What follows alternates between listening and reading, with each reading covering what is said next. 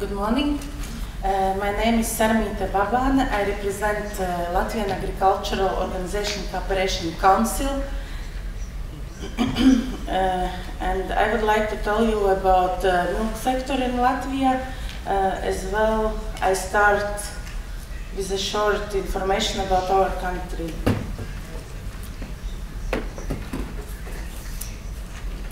Our capital is Riga, and currency since 2014 it's euro, and population is only 2 million people, and it's 30 persons per square kilometer. Our language is Latvian, and the area is 64,000 square kilometers. The land of our country, it's almost 40% is agricultural land, but 46% is forest, and 4% makes water. I represent a non-governmental organization. It's an umbrella organization which unites 67 sector organizations. Organization was established in 2000, and it was registered in 2004, and since then we are official collaboration partner of Ministry of Agriculture, and we are voice of farmer to the Ministry of Agriculture. And our main goals are to involve agricultural and rural development non-governmental organizations in policy making and implementation of this policy. Our goal is to promote competitive agricultural production, processing and export, and to promote alternative employment development in the countryside, as rural development is one of our targets. About milk sector, there are two slides. One to the left shows the share of milk processing in whole food sector. Milk makes 25% of all food sector, 75% is the rest food industry.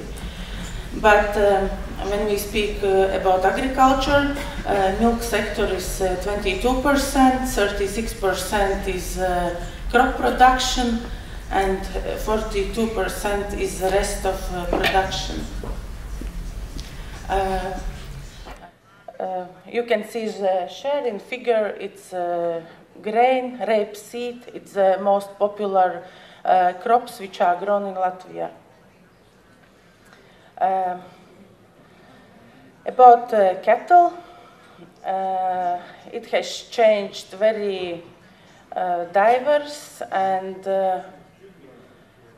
in last years it doesn't change much, but it's the number of animals, it's still 3 times less than it was a century ago, and 4 times less than it was in 1938, and 3 times less than it was in 1990 when the Soviet Union collapsed.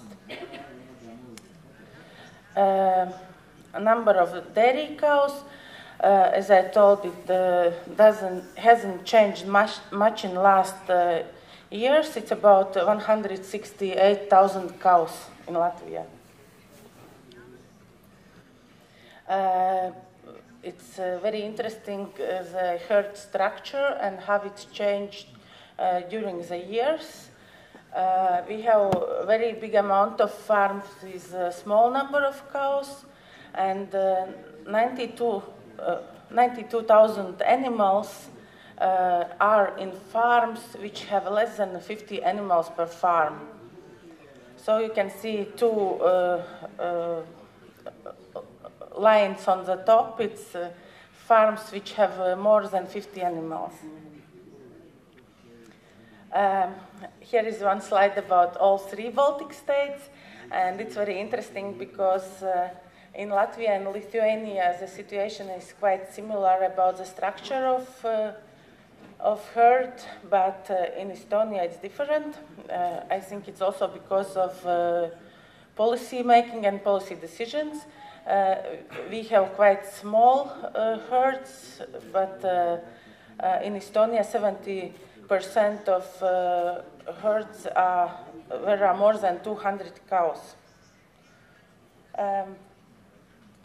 Structure of livestock herds at the end of 2015. Most is like beef and cows. It makes almost 70% of all animals. And next is pigs, which is 18%. Then comes poultry, which actually is just a couple big enterprises in the country. And then there is sheep and a little bit horses, and rabbits are as 0.2% of all the animals. By the size of holdings, as I just said, in poultry it's a couple holdings which unites all the sector, but in cattle it makes almost the same size, has the same percentage of animals. About import and export, in the food industry, we in agriculture sector, we are the second. Agriculture is the second largest exporter from goods from Latvia. We export dairy products, cereal crops, as well as meat, fish, and vegetable, but on the same time we also import them, meat, fish, and dairy products.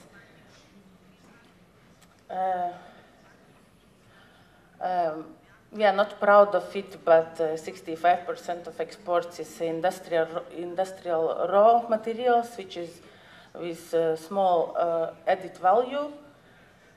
And our net export balance is it's industrial raw material, and it means that it's competitiveness of milk producers and the uncompetitiveness of the dairy industry in the EU context. Since 2004, milk quota system was introduced as we united European Union.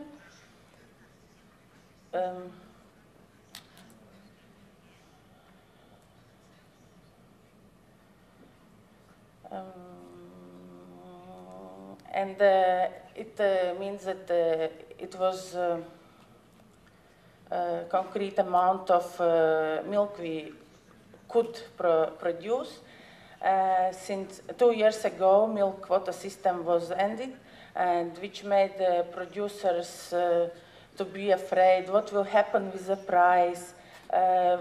Volume of milk will increase in big holdings, in very competitive holdings, and also competitiveness of processors will grow.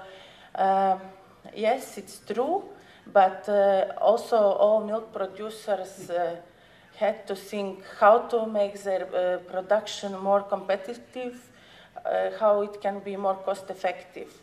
And now, before coming to Georgia, I asked milk producers, what is your feeling about this milk quota system when it's end?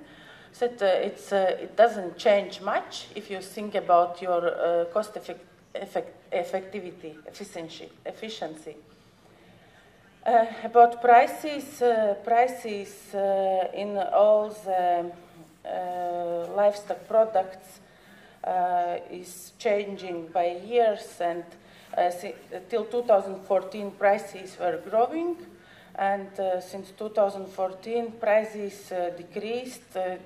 Also, it's due to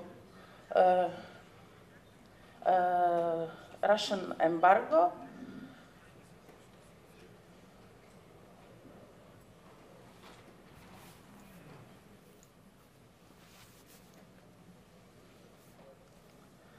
And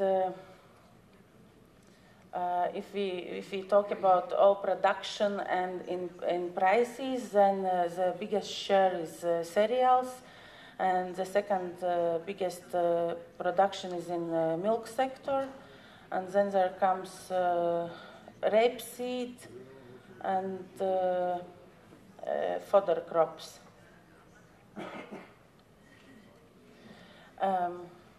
Over the years, agriculture has been fast developing, but on one hand it's good, on another hand we are not so happy, because also intensive production is developing very hard, which comes with environmental problems, and but also by European Union policy there are measures which makes us to produce with integrated methods, which means reduced fertilizer and pesticide doses, and organic farming is becoming much more and more popular, because humans, environment, nature and animals, friendly farming methods likes everybody. About organic farming, some slides. Farms are growing, number of farms is growing, but not very fast. Certified farms started to grow when the support from EU shown up. And when we talk about production in organic farming, then the most popular is honey, and then the milk, and milk production is increasing year by year. Here is one slide from a researchers group, which is very challenging, but it's their vision about dairy sector perspective in 10 years in Latvia.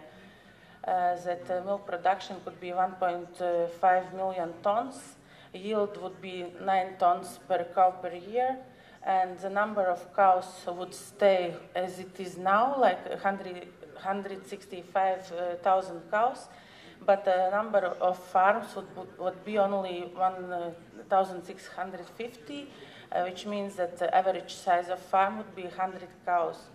When we come back to the slide with our structure of animals, it's a huge change in the structure of these animals. And the land which is needed for pastures, meadows, as we have a lot of grasslands, it would be used efficiently for grazing. And full-time employees in dairy industry would be 4,000 people. And their vision is that dominance of industrial products would be in sector for export. Milk production is very hard work, but I have good news that work helps us to prevent 3 great evils: boredom, vice, and misery. Thank you much for your attention.